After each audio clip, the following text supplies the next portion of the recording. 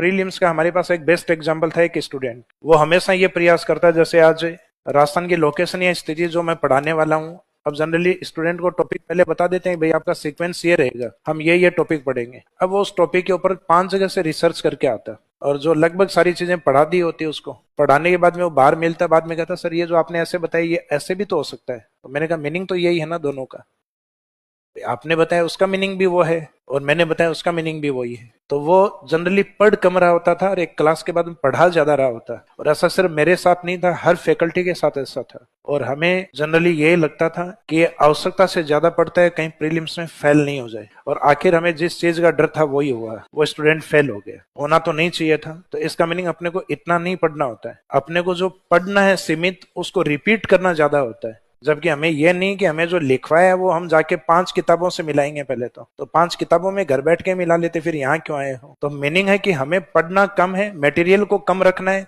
उसका रिवीजन ज्यादा बार करना है, रिजल्ट तब जल्दी आएंगे। बाकी ज्ञानी बाबा बन जाओगे, सिलेक्ट नहीं होगे। मीनिंग है कि जरूरी नहीं होता सिलेक्शन हमेशा अधिक नॉलेज वाले व्यक्ति का हो, कम नॉलेज वाले व्यक्ति का, और जो उस कम नॉलेज के कारण सेटिस्फाई है कि हाँ मुझे जितना याद है वो सबसे इंपॉर्टेंट पार्ट याद है मेरे को, और एग्जाम में आएगा तो एग्जाम को फाड़ दूंगा। हालांकि तो आरपीसी तय करे कि वो फाड़ेगा, कौन फाड़ेगा।